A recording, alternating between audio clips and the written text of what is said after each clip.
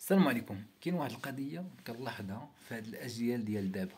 ممكن نقول لك من جيل التسعينات وانت طالع، اللي هي بعض المرات كتكون ماشي هو هذاك، ولا عندك شي مشكل ولا مزير عليك الوقت وهادشي كيوقع.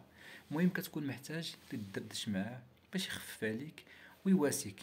كتقول نقصد صحابي ولا نقصد شي حد كنعرفو، المهم كنرتاح ليه. وفاش كتمشي على اساس يخفف عليك وترخف على راسك، كتلقى راسك راجع بمشاكل اخرين وجايب معاك المشاكل ديال صحابك.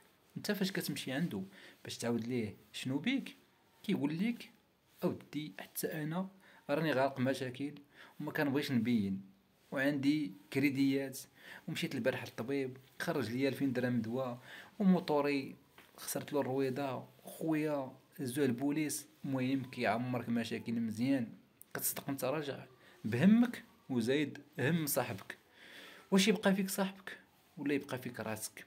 مازال ما فهمت هاد اللعيبه. علاش كنبقاو نتنافسوا في المشاكل وكنبقاو نتزايدوا شكون اللي عنده مشاكل كثر؟ من الاخر، فاش يقصدك شي صاحبك عنده مشكل، شوف معاه الحل. الا عندك ماشي تجبد ليه مشاكلك، حتى كتبقاو تشوفوا في بعضياتكم وكتسلموا لوك المشاكل بجوج. الله يهدينا ويهديكم. تهلا. والله يبعد علينا المشاكل.